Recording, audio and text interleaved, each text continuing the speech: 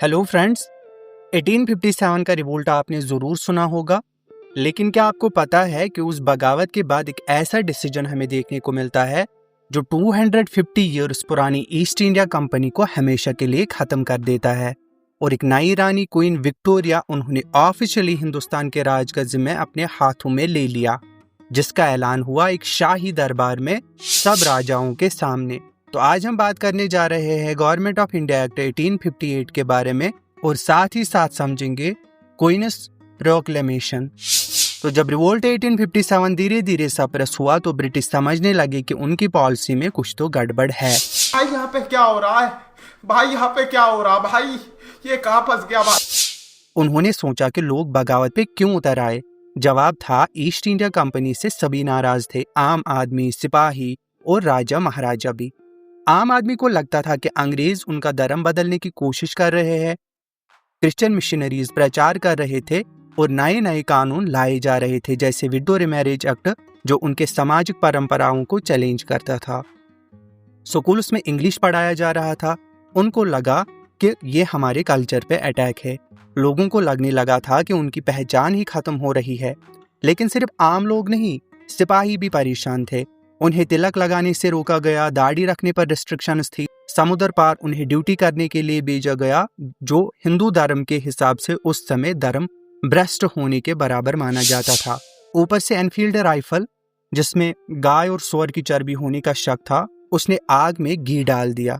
सोचे, एक जवान जिसका धर्म भी छिन जाए, उसके पास बगावत के अलावा क्या रास्ता बचा होता है।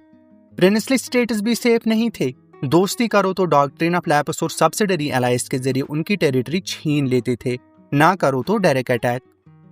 दोस्ती करो तो भी फंसे, ना करो तो भी फंसे। ब्रिटिश गवर्नमेंट को अब समझ आ गया था कि ईस्ट इंडिया कंपनी से इंडिया का एडमिनिस्ट्रेशन संभालना रिस्की हो गया है। इसीलिए ब्रिटिश पार्लियामेंट ने एक नया बिल पास किया, act for the better government of India 1858। ये एक्ट अगस्त 1858 में पास हुआ और इसे ऑफिशियली कहा गया गवर्नमेंट ऑफ इंडिया एक्ट 1858। इस एक्ट के की प्रोविजंस की बात करें तो ईस्ट इंडिया कंपनी को डिसॉल्व कर दिया गया। ब्रिटिश इंडिया एक्ट 1784 के तहत जो डुअल गवर्नमेंट सिस्टम था उसे खत्म कर दिया गया। ब्रिटिश इंडिया एक्ट के जरिए दो बॉडीज बनी थी, कोर्ट ऑफ डायरेक्टर्स जो कंपनी के कमर्शियल अफेयर्स देखते थे, बोर्ड ऑफ कंट्रोल जो इंडियन पॉलिटिकल अफेयर्स संभालते थे।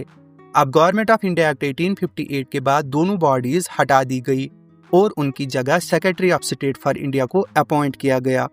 ये जो सेक्रेटरी ऑफ स्टेट था, ये कैबिनेट मिनिस्टर होता था ब्रिटिश पार्लियामेंट में और उसके पास एक 15 मेंबर एडवाइजरी काउंसिल होती थी। इंडिया का पूरा एडमिनिस्ट्रेटिव कंट्रोल अब सेक्रेटरी ऑफ स्टेट के हाथ में था। लेकिन सेक्रेटरी ऑफ स्टेट तो ब्रिटेन में था, इसीलिए इंडिया में एक नई पोस्ट बनाई गई, वाइसरॉय ऑफ इंडिया। इंडिया में सेक्रेटरी ऑफ स्टेट का एजेंट बनकर अब काम करेगा। इससे पहले इंडिया का पूरा administration governor general of India के पास था।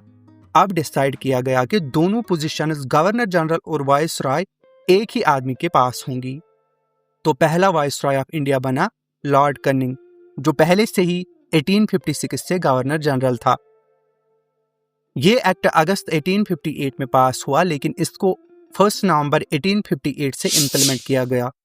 उसी दिन एक ग्रैंड दरबार का आयोजन किया गया, जहां क्वीन विक्टोरिया की तरफ से प्रोक्लेमेशन अनाउंस की गई।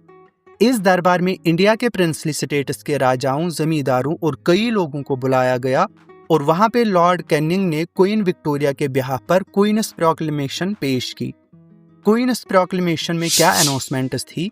वो ये थी कि अब से डॉक्ट्रिन ऑफ लैप्स पॉलिसी को हटा दिया गया है, किसी भी नेटिव स्टेट को बिना रीजन के एनेक्स नहीं किया जाएगा, भारतीयों को ब्रिटिश सर्विसेज में जॉब्स मिलेंगी मेरिट और क्वालिफिकेशन के बेसिस पर, और जो लोग ईस्ट इंडिया कंपनी की आर्मी में थे उनको ब्रिटिश इंडियन आर्मी का हिस्सा बना दिया जाएगा। धर्म के मामले में पूरा फ्रीडम दिया जाएगा, किसी के धर्म में दखल नहीं दिया जाएगा। तो ये था गवर्नमेंट ऑफ इंडिया एक्ट 1858, जिसके बाद शुरू हुआ क्राउन रूल का दौर और खत्म हुआ ईस्ट इंडिया कंपनी का 250 ईयर्स पुराना चैप्टर। सोचिए, एक एक्ट, एक अनाउंसमेंट, एक प्रोक्लेमेशन और पूरा इंडिया का फ्यूचर बदल गया। ये वीडियो पसंद आया हो तो वीडियो को लाइक करें और कमेंट में बताएं कि क्या ब्रिटिशर्स सुधरना चाहते थे या सिर्फ एक नया पावर गेम था। और हाँ, अगर आप कॉम्पिटिटिव एग्जाम्स की तैयारी कर रहे हैं तो डाउट डिमोलिशर को सब्सक्राइब करना ना भूले, क्योंकि इंडियन पॉलिटी का हर टॉपिक यहाँ मिलेगा सिंप्लीफाइड, एनिमेटेड और स्मार्टली एक्सप्लेनेड।